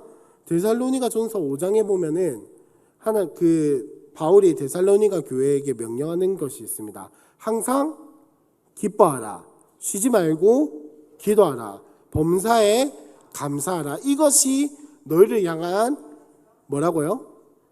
하나님의 뜻. 맞죠? 그죠? 제가 중간 거 생략을 했는데 그래서 예수 안에서 너희를 향하신 하나님의, 그쵸? 하나님의 뜻이다 하나님의 권고 사항도 아니고 하나님께서 부탁하신 것도 아니고 이게 우리를 향하신 예수님을 통해서 우리에게 이 구원을 주신 십자가를 통해서 우리에게 이 생명의 성령의 법을 주신 이유가 뭐냐? 뜻이 뭐냐? 항상 기뻐하고 쉬지 말고 기도하고 범사에 감사하는 거. 제가 지난번에도 말씀드렸지만 항상 기뻐하고 쉬지 말고 기도하는 것은 참 열심히 하는데 범사에 감사하는 건 안 되죠. 방금 황상수 집사님 이야기도 했지만은 그 이야기를 듣고 아유 하나님 그래도 감사합니다 라고 쉽게 이야기를 할 수 있는 사람 누가 있겠어요? 물론 너무 마음 아픈 이야기이긴 하지만은 여러분 하나님께서 우리에게 주신 마음은 뭐냐면은 이걸 통해서도 우리가 감사하라는 거예요. 여러분 감사한다는 게 반드시 좋은 이야기만 하라는 게 아닙니다. 감사한다라고 하는 것은 뭐냐면 하나님께서 우리에게 주신 것들에 대한 신뢰가 있는 거예요. 하나님께서 우리에게 주신 것들에 대한 신뢰. 왜? 오늘 하루도 나를 눈뜨게 하신 이유가 있구나. 오늘 하루도 나에게 건강을 주신 이유가 있구나. 혹은 나에게 이런 것들이 없게 하신 이유가 있구나. 이것을 내가 잃게 하신 이유가 있구나. 내가 이 길로 걸어가게끔 밖에 할 수 없는 그 하나님의 계획이 있구나 라고 신뢰하는 게 감사하는 겁니다. 신뢰하지 않으면 감사할 수 없어요, 여러분. 하나님께서 나를 위해서 이것들을 예비해 놓으셨고 나를 인도하신다는 것에 대한 신뢰가 없는데 어떻게 감사할 수 있습니까? 감사한다라고 하는 것은 이것을 통해서 나에게 뭔가 유익이 있어야 감사하는 게 아니고 이것을 통해서 나에게 이득이 있어야 감사하는 게 아니고 이것을 통해서 나에게 무엇인가가 주어지는 무슨 결과물이 있고 나에게 얻어지는 것이 있어야 감사하는 게 아니라 하나님께서 이것을 주신 이유가 있구나, 목적이 있구나, 의도가 있구나, 뜻이 있구나 라는 것을 신뢰할 때에야 감사가 나올 수 있다라는 거. 그러면 절대 감사를 하라는 이 훈련은 무엇이냐? 하나님께서 우리에게 주신 것들에 대한 절대적인 신뢰가 있어야 한다는 거. 쉽게 말하면 언약에 대한 신뢰가 있어야 절대 감사가 가능하다라는 겁니다. 여러분 그러면 우리 속에 한번 물어봅시다. 지금 나는 언약에 대한 신뢰가 있는가? 그래서 감사하고 있는가? 여러분 일주일에 한번 감사 제목 하는 거, 감사 헌금 하는 거 물론 행동으로도 쉽지 않은 일이지만은 여러분 그게 얼마나 중요한 우리의 삶에 영향을 미치는지 여러분들이 우리가 꼭 알았으면 좋겠어요. 그렇게 감사할 것을 찾고 그렇게 감사할 걸 찾다 보면은 자연스럽게 하나님이 이번 주에 나에게 이런 일을 행하셨구나, 나를 이렇게 인도하셨구나 하는 그 하나님이 인도해 오신 그 길과 또 앞으로 계획해 놓으신 것들과 나를 여기까지 좋을 때는 인도하신, 나쁠 때는 몰아붙이신 이유와 의도가 있구나 라는 것을 알게 된다라는 거예요. 그러면 이제 더 신뢰하면서 살아갈 수가 있게 되는 것이죠. 그래서 여러분 절대 감사가 왜 중요하냐? 하나님의 뜻이고 책에서는 행복을 가져다 주기도 하고 기적을 일으키는 그런 이야기도 있지만은 무엇보다 중요한 것은 하나님의 뜻이다라는 겁니다. 하나님의 뜻이다라는 거예요. 하나님께서 우리에게 의도하시고 목적하신 그 뜻이고 우리가 그것에 대한 신뢰가 있을 때에 내가 절대 감사를 할 수 있다라는 것을, 만약에 여러분 감사가 안 나오신다면 딱 두 가지만 점검하세요. 내가 언약에 대한 신뢰가 없지는 않은가, 그다음 두 번째 내가 지금 너무 힘들진 않은가. 이 두 가지만 딱 점검하시면 돼요. 점검하셔서 만약에 언약에 대한 신뢰가 없다면 그 신뢰를 쌓아 나가기 위해서 무엇부터 해야 할까요? 예배에 참석하고 기도하고 말씀 보고 묵상하고 하는 것들이 가장 우선이 되어 있고, 만약에 내 삶이 힘들어서 감사가 안 나온다 이러면은 쉬세요. 쉬시고 그럴 때는 무엇이 필요하냐면 하나님 나 너무 힘든데 어떻게 해야 할까요? 라고 하나님 앞에 이 문제를 들고 나아가는 자세, 이 문제를 들고 하나님 앞에 맡기고 물어보고 이거 때문에 하나님을 붙드는 그것이 우리에게 필요하다라고 웃으면서 이야기를 했지만, 아마 우리의 삶에 혹은 지금 여러분들의 삶에 고난이 있고 문제가 있고 어려움이 있어서 내가 여기서 도대체 무엇을 감사해야 할까, 혹은 습관적인 감사밖에 나오지 않나요? 그래 하나님 오늘도 눈뜨게 해주셔서 감사합니다. 뭐 말씀 보게 해주셔서 감사합니다. 이런 것밖에 나오지 않는다면, 물론 그것도 귀한 거긴 하지만 그것밖에 나오지 않는다면 하나님 도대체 이걸 나에게 왜 주셨습니까? 이 문제를, 이 상황을, 이 어려움을 나에게 왜 주셨습니까? 라고 물어보고 그걸 가지고 하나님과 이렇게 밀고 땡기고 씨름하고, 야곱이 베델에서 그 강가에서 하나님이랑 씨름해가지고, 그죠? 이스라엘이라는 이름을 받아가지고 그를 통해서 이스라엘이라는 이름이 쭉 이어지고 12지파가 태어나고 이런 것들이 이루어졌던 것처럼 하나님 앞에서 씨름하는 것도 필요해요. 하나님인 줄 알았으면 가가 씨름을 했을까요? 안 했지. 절대 안 했지. 근데 그걸 가지고 어쨌든간 내가 이기지 못할 것인가라는 거 알고 이 존재가 엄청난 존재라는 걸 알매도 불구하고 씨름을 했단 말이에요. 하나님께서 그걸 미워하시지 않으세요. 하나님께서 그걸 왜 미워하세요? 하나님께서는 오히려 그걸 가지고 복의 통로로 사용하셨던 것처럼 우리도 하나님 앞에서 문제가 있다면 한번 씨름해 보세요. 왜냐하면 하나님께서는 그 씨름을 하는 거를 중요하게 여기신 게 아니라 이걸 가지고 하나님과 관계하고 밀고 땡기고 대화하고 이렇게 속마음을 나누는 그런 것들을 원하신다라는 것을 꼭 기억을 하셨으면 좋겠습니다. 이야기가 길었는데, 자, 절대 감사를 하는 훈련의 방법 4가지를 한번 보도록 하겠습니다. 210페이지에 보시면 감사 훈련 뭐라고 되어 있죠? 210페이지 감사 훈련, 긍정의 눈으로 세상을 보라라는 겁니다. 이 긍정의 눈으로 세상을 보는 것도 그냥 마냥 세상을 꽃밭처럼 보라는 이야기가 아닙니다. 세상을 꽃밭처럼 보라는 이야기가 아니라 그 이면에 있는 하나님을 보라는 거예요. 내가 눈으로 뭔가를 봤을 때 딱 보자마자 하나님이 보이는 것들이 있어요. 그죠? 좋은 것들 혹은 내가 감사할 만한 것들, 이 딱 눈에 보이면 자동스럽게 감사가 나오죠. 그걸 보고 감사하지 않으면은 이제 그때는 무릎 꿇고 회개하고 눈물을 흘리면서 하나님 잘못했습니다라고 해야 하는 거고, 근데 누가 봐도 감사할 상황이 아닐 때가 있어요. 그러면 긍정의 눈으로 보라는 것은 그 가운데에서 하나님이 주신 것들을 보고 그 너머에 있는 하나님의 뜻을 보고 그 이면에서 일하시는 하나님의 섭리를 바라는 거예요. 보라는 거예요. 예수님이 3일 동안 이렇게 표현해도 모르겠죠. 장사 되셨을 때, 장사 당하셨을 때라고 할 뻔했어요. 장사 되셨을 때 제자들은 그 이면에서 하나님이 어떻게 일하실지를 신뢰하지 못했기 때문에 베드로는 저 예수님 몰라요 부인했던 거고, 다른 사람들은 뿔뿔이 흩어졌던 거고, 그 다음에 하나님에 대한 신뢰가 있었던 사람들은 어떻게 했습니까? 다락방에 모여서 기도하고 하나님께 어떻게 해야 할지를 물어보고 모여서 그들이 교제를 나누었던 것처럼 우리도 마찬가지입니다. 이면에 있는 하나님을 봐야 합니다. 이면에 있는 하나님을 보고 이면에서 일하시는 예수님을 보고, 그럼에도 불구하고 나와 함께 하신 성령 하나님을 신뢰할 때에야 우리가 감사가 가능하다라는 거죠. 그 다음 211페이지 감사가 뭐가 되게 하라고요? 습관이 되게 하라. 이게 아까 절대 그 긍정 언어의 그것과 맥이 이어지는데, 감사하는 것도 여러분 그 너머에 있는 이면에 있는 하나님을 보는 것이 쉬울까요? 어려울까요? 어렵죠. 왜냐하면 우리는 제일 먼저 딱 받아지는 대로, 제일 먼저 눈에 보이는 대로, 제일 먼저 닥치는 대로 느끼고 생각하고 판단하기 때문에 그렇잖아요. 사람은 눈에 보이는 것, 내가 느껴지는 것을 가장 신뢰하거든요. 근데 그 이면에 하나님이 계신다, 그 이면에 하나님이 일하신다, 그 이면에 하나님이 나와 동행하신다, 요거는 한 번 더 생각해야 되는 거지 느껴지는 대로 생각하면 아무것도 안 돼요 사실은. 그렇기 때문에 훈련을 해야 한다는 겁니다. 그러지 않으면 느껴지는 대로 살아갈 수밖에 없고 보이는 대로 살아갈 수밖에 없고 보이는 것에 느껴지는 것에 지배를 당할 수밖에 없어요. 그렇기 때문에 우리는 훈련을 해야 합니다. 넘어와서 213페이지 한번 보시면 세 번째 훈련인데, 감사에 무엇을 만들라고요?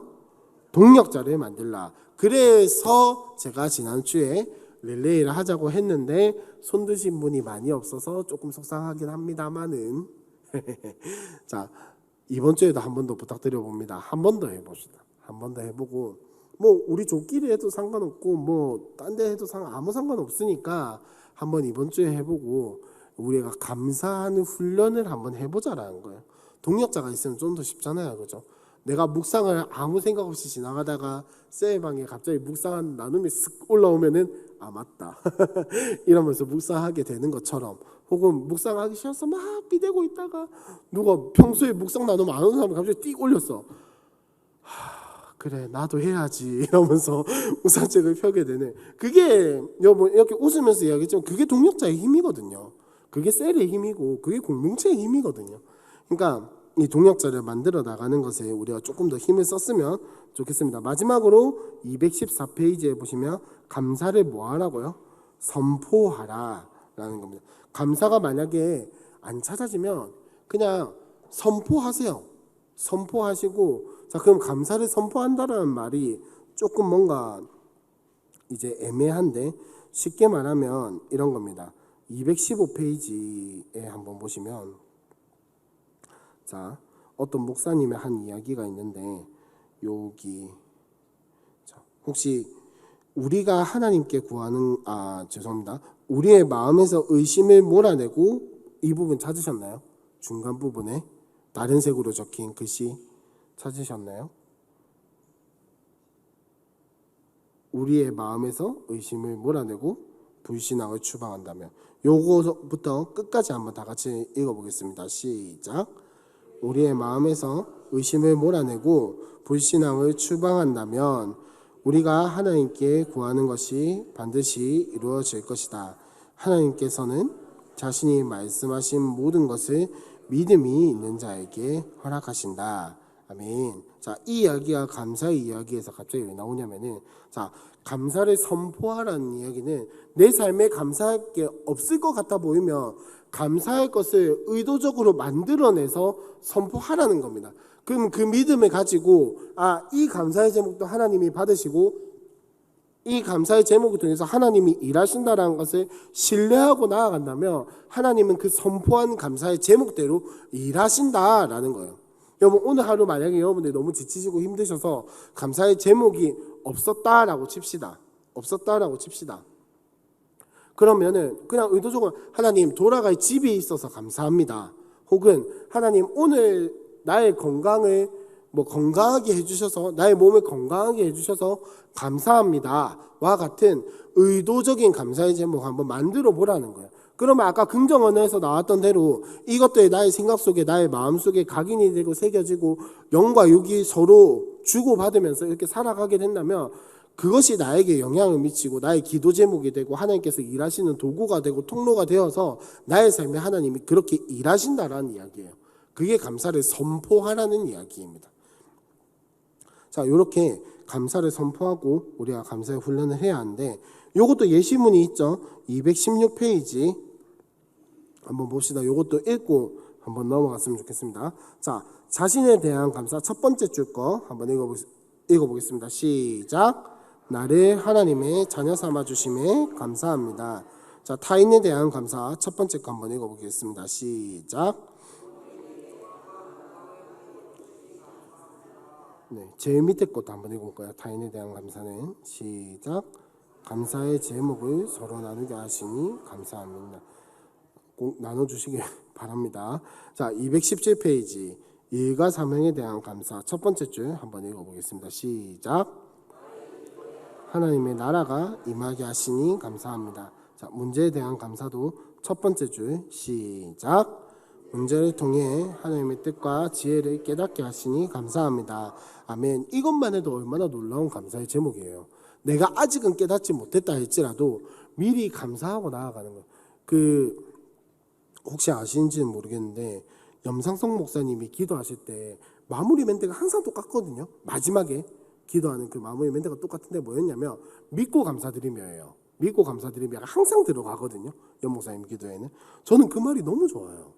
믿고 감사드리며, 감사를 선포한다는 건 바로 그겁니다. 하나님, 내가 이 감사의 제목을 하나님께 고백한 대로 하나님이 일하실 것을 믿습니다. 그렇게 치면 문제에 대한 감사에서도 우리가 방금 선포한 대로 문제를 통해 하나님의 뜻과 지혜를 깨닫게 하시니 감사합니다 라고 선포하면서 나아가는 거예요. 내가 지금은 깨닫지 못하고 지금은 알지 못한다 하지만은 하나님이 나를 통해서, 이 문제를 통해서, 이 어려움을 통해서, 내가 만나고 있는 이 상황을 통해서 무엇인가 말씀하고자 하는 것을 내가 꼭 알게 될 것이다 라고 하는 그 믿음을 가지고 선포했으면 좋겠습니다. 넘어가서 218페이지에 보시면 교회에 대한 감사가 있죠. 자, 교회에 대한 감사, 요거는 제일 밑에 거 한번 읽어보겠습니다. 제일 밑에 거 시작. 복음 전파에 열정이 넘치며 교회가 부흥하게 하심을 감사합니다. 아멘. 자, 금요일에 한번 이야기를 하긴 하겠지만은 이번에 전도 축제를 하고 이제 그 숫자를 집계를 해봤거든요. 감사하게도 굉장히 많은 분들이 와주셨어요. 와주셨고 더 나아가서 우리 교회가 이번에 한 단계 더 업그레이드 된 것이 뭐냐면은 보통은 전도 축제가 딱 그 당일 딱 지나고 나면 그 다음 주는 또 모르겠는데 그 다다음 주부터는 숫자가 평소랑 거의 똑같았어요. 예를 들어서 우리 교회가 1000명이 온다고 칩시다. 1000명이 오면은 전도축제 당일날 아마 1600명, 1700명 이래 와요. 근데 그 다음 주에는 1100명, 그 다다음 주에는 1000명, 다다다음 주에는 1000명 이런 식으로 쭉 흘러갔거든요. 근데 이번에는 너무 감사하게도 4주차 때 선물의 힘인지 뭔지 모르겠으나 꾸준히 20명, 30명씩 계속해서 왔어요. 계속해서 왔어요. 그렇게 하시면서 이제 정착되신 분들도 제법 계시고, 그러니까 물론 뭐 선물의 힘일 수도 있겠죠. 근데 그렇게라도 해서 사실 그렇잖아요. 요즘은 뭐 선물 뭐 줘도 그냥 안 받고 안 갈란다 요런 그게 많은데, 그럼에도 불구하고 여러분들이 애써주시고 기도해주시고 한 덕분에 사람들이 계속해서 오고 있다는 거예요. 오고 있고 우리 담임 목사님을 통해서 선포되어지는 그 복음의 복음의 뭐랄까요? 이 초보적인 면들이라고 해야 할까요? 그 처음에 딱 예수를 믿게 되는 그런 믿음과 복음에 대해서 이야기를 하는 말씀들이 그들에게 흘러가고 있다는 게 얼마나 감사한지. 옛날에는 그냥 전도축제 하고 땡 이거였는데 지금은 계속해서 오고 있어요. 계속해서 새로운 사람, 지금 제가 계속해서 온다는 이 사람들은 새로운 분들이 계속해서 온다는 게 왔던 분들이 계속해서 오신다는 말씀이에요. 3주 4주를 계속해서 얼마나 감사한 일입니까? 그들에게 그렇게 해서 예배 때 말씀이 흘러간다는 게 얼마나 고맙고 감사한 일입니까? 이런 것들이 우리 교회가 계속해서 일어나고 있다는 거. 그래서 방금 교회에 대한 감사에서도 우리가 외친 것처럼 복음 전파에 열정이 넘치고 교회가 부흥하고 사람들이 와서 복음의 말씀을 듣고 또 그들이 예수를 만날 수 있다는 사실이 얼마나 기쁘고 감사한 일인지 우리가 이런 것들을 계속해서 선포했으면 좋겠습니다. 나만 가지고 감사하는 게 아니고 우리 교회 공동체를 가지고도 우리가 감사할 줄 아는 것이 그리스도인의 모습이다라고 할 수가 있겠습니다. 또 말이 길었는데 넘어가서 미래에 대한 감사는 제일 마지막 거 한번 크게 읽어봤으면 좋겠습니다. 제일 마지막 거 시작. 나를 향한 하나님의 꿈과 소망이 모두 이루어질 것을 믿고 감사합니다. 한 번만 더 읽어보겠습니다. 시작. 나를 향한 하나님의 꿈과 소망이 모두 이루어질 것을 믿고 감사합니다. 아멘. 여러분 찬양 중에 그런 찬양이 있죠. 하나님은 실수하신다 안 하신다? 안 하신다. 주님은 절대 포기한다 안 하신다? 안 하신다. 그 말을 여러분들 믿으신다면 이 감사의 제목이 나올 수밖에 없어요. 아, 하나님이 나를 포기하지 않으시는구나. 하나님이 나를 버리지 않으시는구나 라고 한다면 하나님이 못하실 일이 뭐가 있어요? 그러면 그 못하실 일이 없다라는 말에는 뭐가 포함이 되어 있냐면 나를 향한 하나님의 뜻이 이루어진다 안 이루어진다? 이루어진다라는 거예요. 하나님이 전지전능하다고 하시는 것은 내 삶 가운데 하나님의 뜻이 완전히 이루어지는 것도 포함이 되어 있는 거예요. 그 이야기는 남의 일이 아닙니다. 내 이야기예요. 내 이야기. 여러분들의 이야기예요. 그러니까 이걸 믿고 감사하는 우리 공동체가 되었으면 좋겠습니다. 자, 넘어가서 마지막 사랑 나눔의 훈련을 이야기를 하는데 자, 사랑 나눔의 훈련 이 이야기 하기 전에 영상 하나만 보고 우리 나머지 이야기하도록 하겠습니다. 65세 이상 인구는 계속 늘어나는데 돌봄 서비스는 턱없이 부족한 게 현실입니다. 그래서 노인이 노인을 돌보는 노노케어가 주목받고 있습니다. 노노케어에 대해서 소한욱 기자가 설명해 드립니다. 경기 여주에 사는 74살 한정혜 씨와 70살 정숙 씨 자매는 4년째 사회적 일자리 서비스의 활동가로 참여하고 있습니다. 같은 아파트에 혼자 사는 92살 정 씨 할머니를 돌보는 일입니다. 우리도 말벗도 되고 뭐 서로 환경 틀린 사람께 성격 틀린 사람께 만나면 또 배운 점도 있고. 하루 대부분을 아파트 안에서 혼자 지내는 정 씨 할머니에게 한 씨 할머니 자매의 방문은 보물과도 같습니다. 형제보다 더 잘해요. 그래서 이제 와서 뭐 하대까지 와서 운원하고 물어보고. 83살 이광세 할아버지는 동네 복지사로 통합니다. 부인과 함께 아랫집에 혼자 사는 87살 윤 씨 할아버지를 돌보는 게 노년에 얻은 새 일자리입니다. 윤 씨 할아버지와 함께 시간을 보내다 보면 도움받는 게 오히려 자기라는 생각도 든다고 말합니다. 노인네들이 뭐 어딜 가 외롭지만이 근데 이렇게 서로 이렇게 참 대화를 되는 게 이게 얼마나 서로 편하고 좋죠. 노인 2명이 한 조가 돼 거동이 불편한 이웃 노인을 돌보는 이른바 노노케어 사업입니다.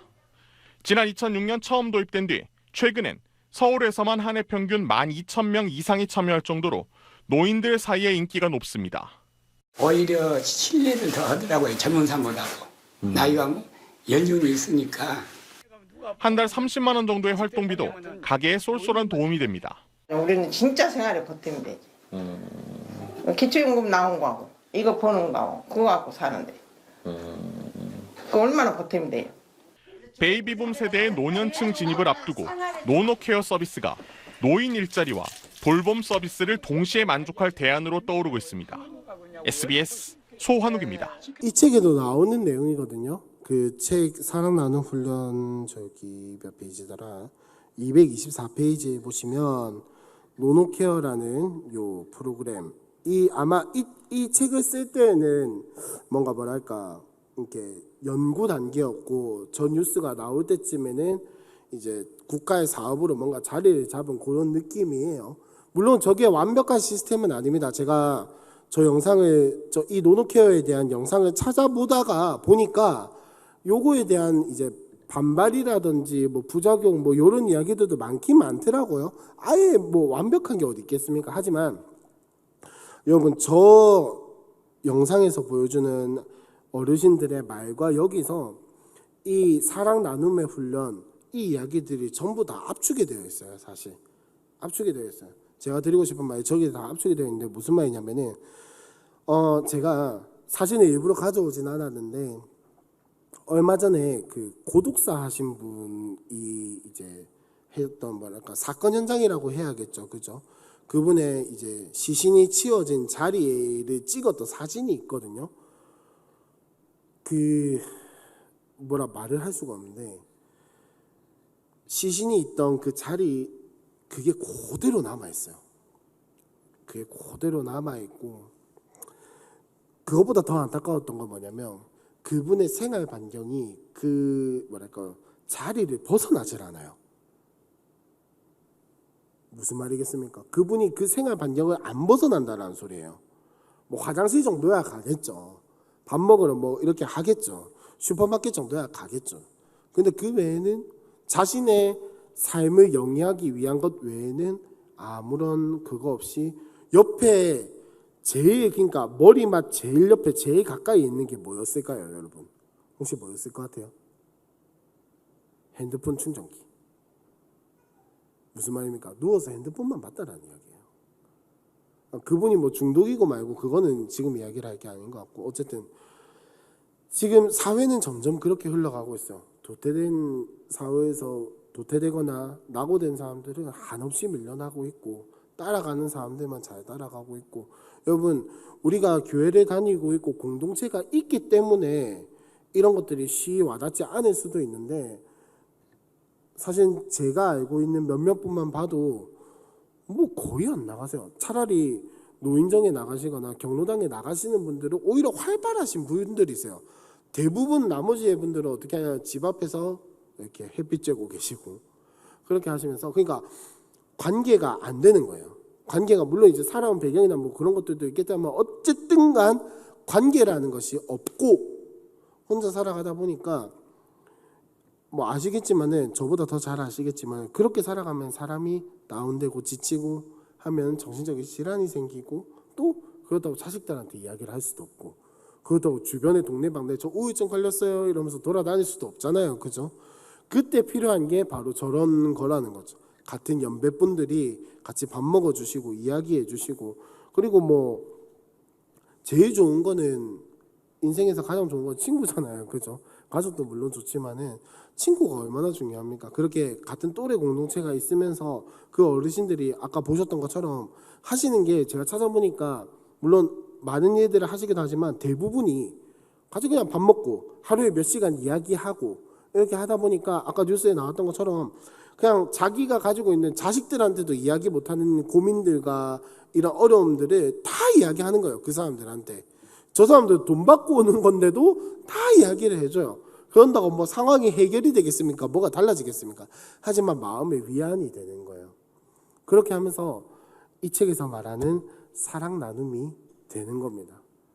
여러분, 사랑 나눔의 훈련이라고 하는 것은 선물을 사주고 뭔가 그 사람이 원하는 것을 해주고 섬겨주는 것뿐만 아니라 같이 시간을 보내주고 함께 해주고 관계를 맺어주는 게 사랑 나눔의 가장 첫 번째 일이에요. 첫 번째. 제일 첫 번째 해야 할 것이 뭐냐? 선물을 주는 게 제일 첫 번째가 아니라 관계를 만들어 나가는 게 제일 첫 번째입니다. 그렇게 하면서 사랑 나눔이 진행이 되는 거예요. 근데 관계가 없이 사랑 나눔만 했다? 죄송하지만은 정말 죄송하지만은 돈만 쓴 거나 돈 쓰고 시간 쓴 것과 다를 바가 없다라는 거예요. 여러분 전도할 때도 마찬가지입니다. 전도할 때도 마찬가지예요. 여러분 이렇게 막 전도 축제 때 우리가 교회에서 선물 주는 거 가지고 막 선물 주고 섬기고 하잖아요. 근데 관계가 되지 않고 그냥 선물만 주고 섬기면은 죄송하지만은 그 사람들은 선물만 받고 땡이에요. 교회 올까요? 안 오죠. 선물 받고 땡인데 뭐하러 와요? 야 오늘 오면 내가 막 식사비 챙겨줄게, 뭐 교통비 챙겨줄게 이렇게 하면 또 모를까.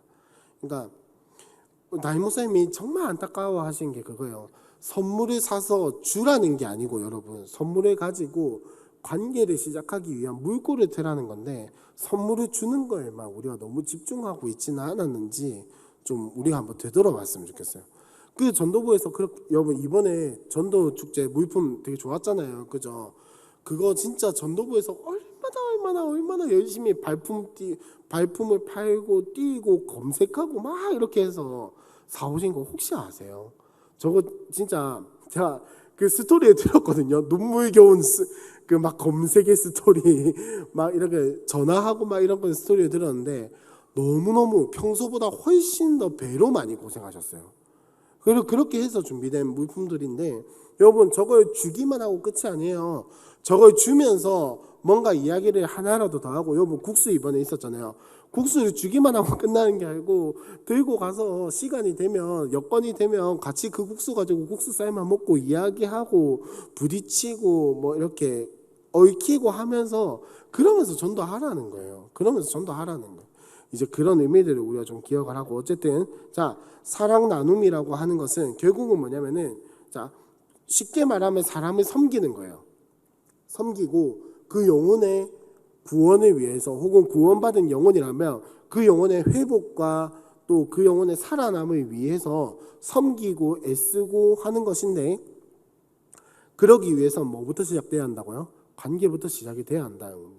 관계부터 시작이 되면서 그러면서 섬기고 사랑 나누고 하는 거예요.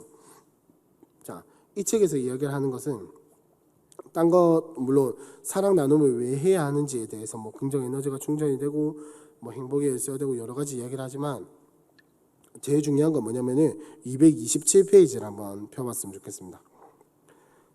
227페이지 한번 보시면은 자 밑에서 두 번째 줄에 뭐라고 되어 있냐면 절대 긍정의 상징인 십자가를 통해서 주어진 하나님의 사랑을 경험한 사람은 결코 이전과 같은 삶을 살 수 없다라고 이야기를 하죠. 그러면 달라진 앞으로의 삶은 어떤 삶이냐?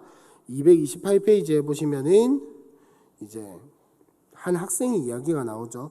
길가에 쓰러진 사람을 심폐소생술로 이렇게 살려내고 병원에 보낸 그런 이야기를 하고 있는데 여러분 예수 믿은 사람이 십자가의 사랑을 받고 하나님 사랑을 받고 알고 거기에 감복하고 순종하고 엎어지고 구원을 받고 새 사람이 된 이후에 살아간 삶은 뭐냐면은 나를 위해서 죽어주신 예수님의 사랑을 흘려보내는 삶이에요. 사랑 나눔의 훈련이라고 하는 것은 훈련의 영역도 있지만 어떻게 보면 우리가 받은 사명이에요. 사명.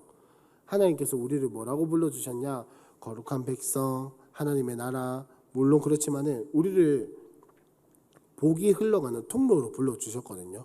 그러면 우리는 그 복이 흘러가는 통로가 되어야 하고 그 복을 흘려보내야 하고 내가 하나님의 복을 받고 끝나는 것이 아니라 나를 통해서 옆 사람도 하나님의 복을 받게끔 해야 하는 게 우리의 사명입니다.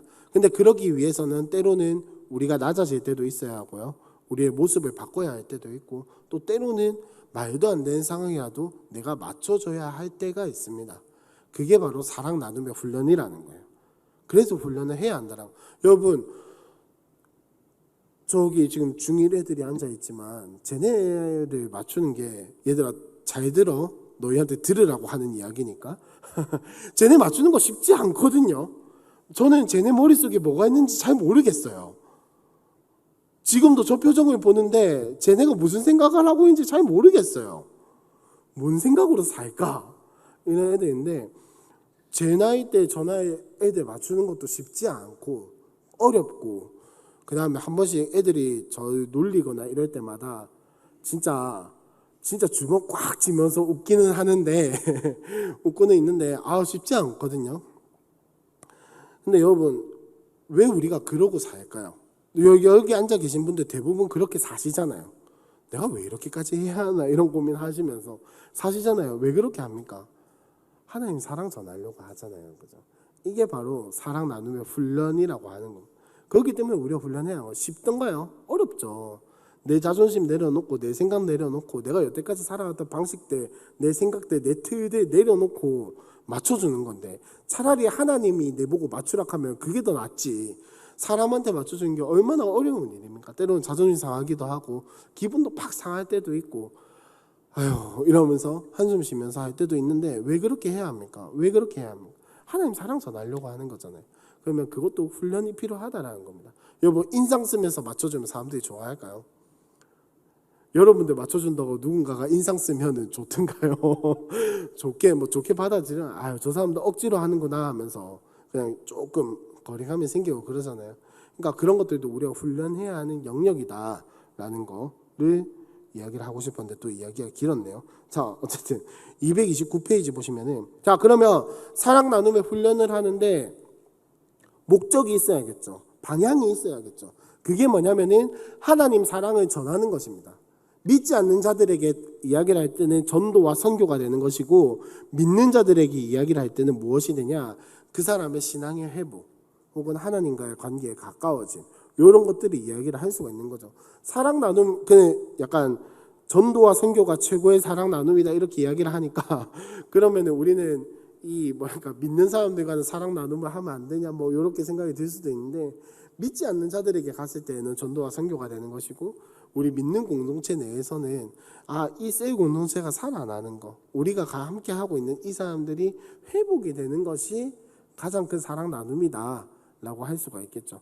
자 이거를 하나로 묶어보면 무슨 말이냐 하나님 사랑을 전하는 게 가장 큰 사랑의 나눔이다라는 거예요.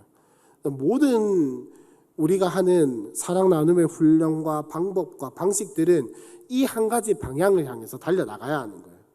내가 쎄빠지게 선물해주고 쎄빠지게 밥 사주고 쎄빠지게 섬겨주고 내 자존심도 꺾고 내 마음도 내려놓고 내 틀도 다 내려놓고 하는 게 무엇을 위해서냐? 하나님 사랑을 전하기 위해서라는 이 방향을 잃으면은 죄송하지만 헛수고예요. 시간 쓰고 마음 쓰고 돈 쓰고 아무것도 안 되는 거예요. 그러나 내가 할 수 없음에도 불구하고 어떻게든 시간을 내서 하고 내가 가진 게 없음에도 불구하고 믹스커피라도 한 잔 타주는 그런 걸 통해서 방향성을 하나님 사랑을 정하는데 딱 놓고 간다면 하나님은 반드시 그걸 통해서 일하신다라는 거예요. 사랑 나눔을 훈련한다라고 하는 것은 돈을 많이 쓰는 법을 훈련하는 것도 아니고 시간을 많이 투자하는 법을 훈련하는 것도 아닙니다. 말을 잘하는 걸 훈련하는 것도 아니고 편지 쓰고 글 쓰는 걸 훈련하는 것도 아니에요. 사랑 나눔을 훈련한다라는 것은 나를 통해서 저 사람에게, 내가 하는 말을 통해서 저 사람에게, 내가 살아가는 삶을 통해서 저 사람에게, 내가 하는 행동을 통해서 저 사람에게, 내가 주는 이것을 통해서 저 사람에게 어떻게 하면 하나님의 사랑이 흘러갈 수 있을까를 고민하고 맞춰주는 게 사랑 나눔의 훈련이다라는 거예요. 그래서 중요한 게 뭐냐? 자, 페이지 넘어가시면 231페이지에 보시면 사랑의 근육을 키워라 인데, 이게 뭐냐면 쉽게 말하면 습관화하자라는 거예요. 여러분, 주는 게 처음에는 부담스럽거든요. 그죠?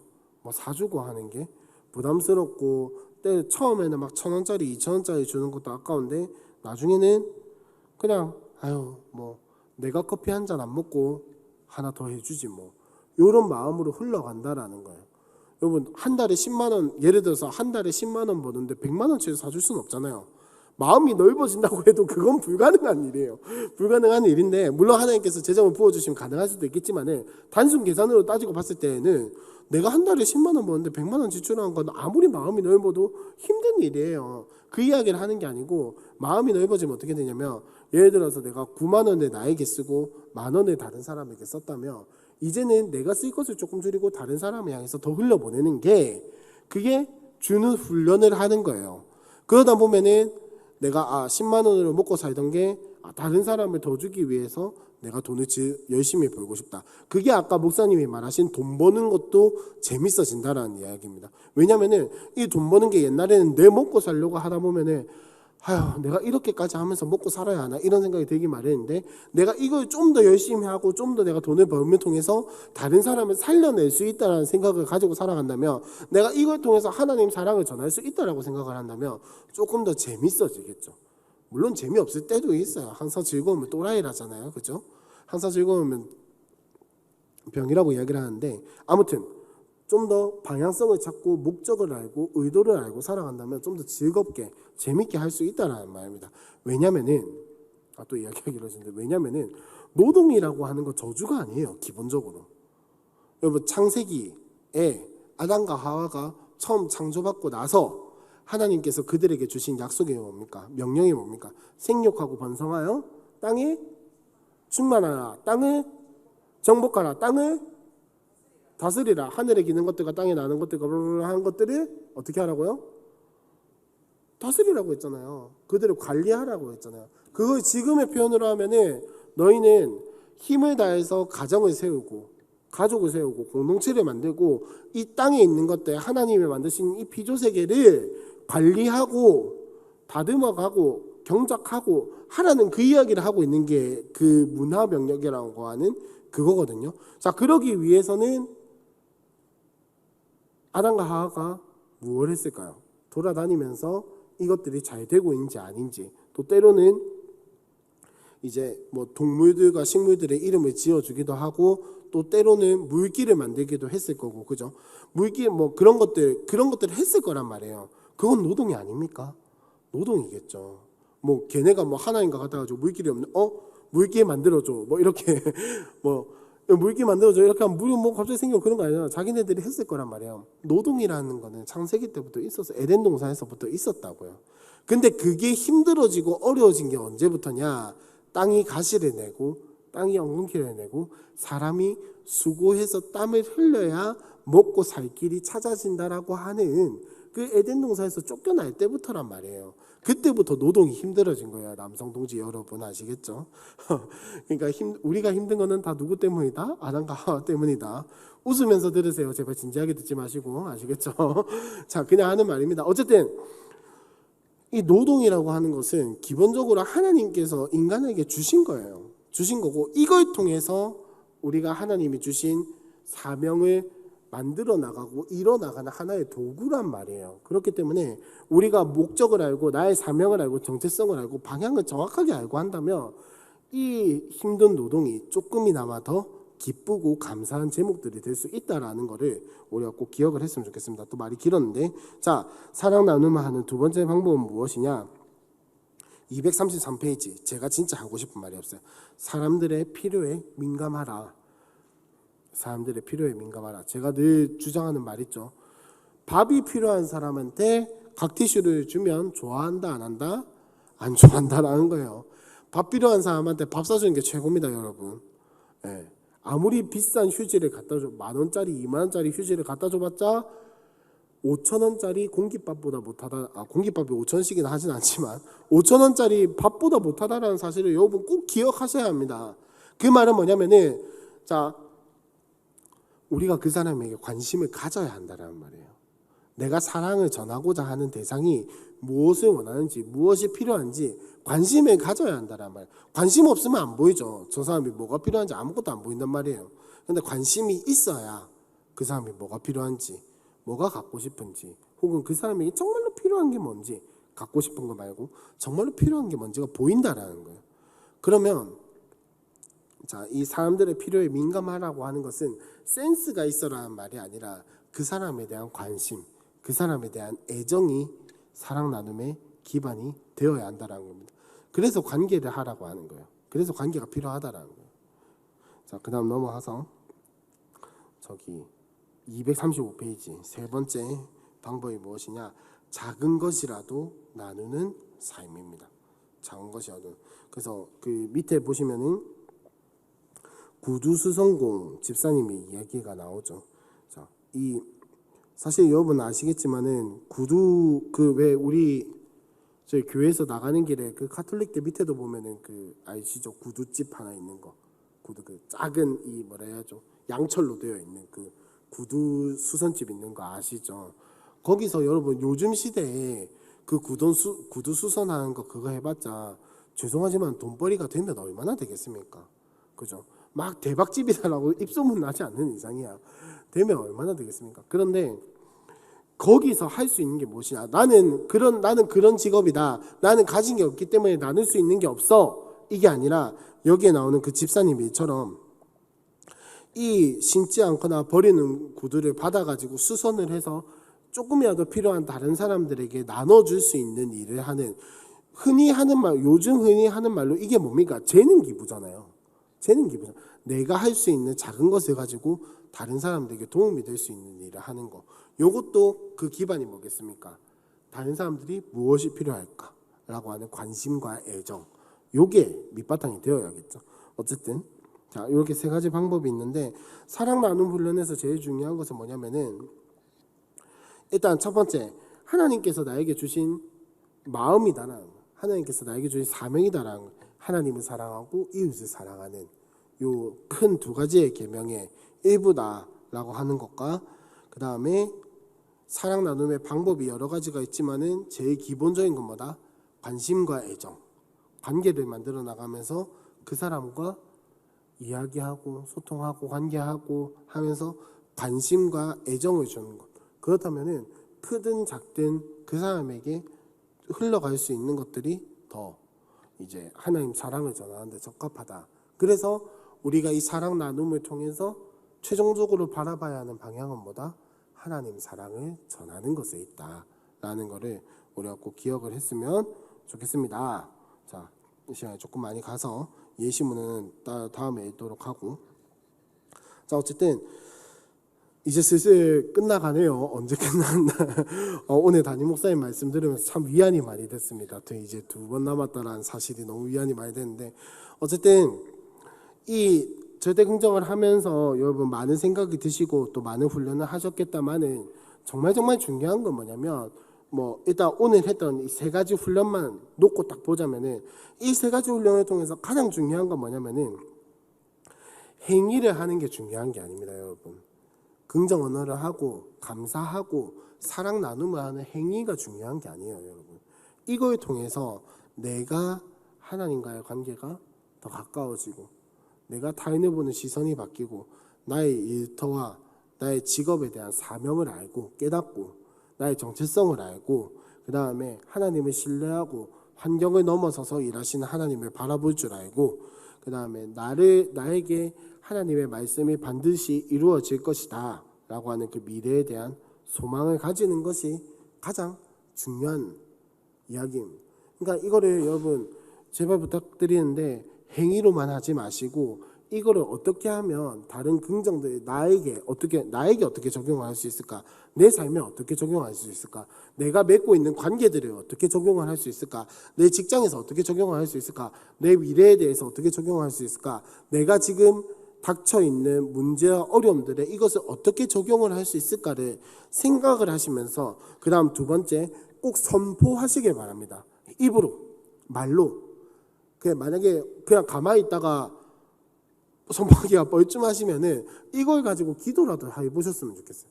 기도하시면서 이것들이 정말 하나님이 원하시는 사실은 마음들이거든요. 우리가 지금 살펴본 이 5가지 긍정과 이 훈련의 내용들이 하나님께서 정말 원하시는 거란 말이에요. 근데 이것들을 통해서 우리가 진짜 그걸 붙들고 기도하고 씨름하고 살아내기 위해서 노력한다면 제가 잘은 모르겠지만 한 가지 확신할 수 있는 건 분명히 하나님께서 그걸 통해서 일하실 겁니다.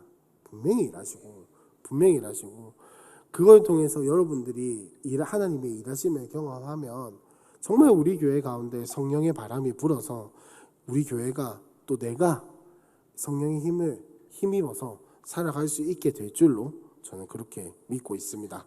우리 함께 어쨌든 끝까지 들어주셔서 너무 감사하고 우리 박수 치면서 조모임하러 가도록 하겠습니다.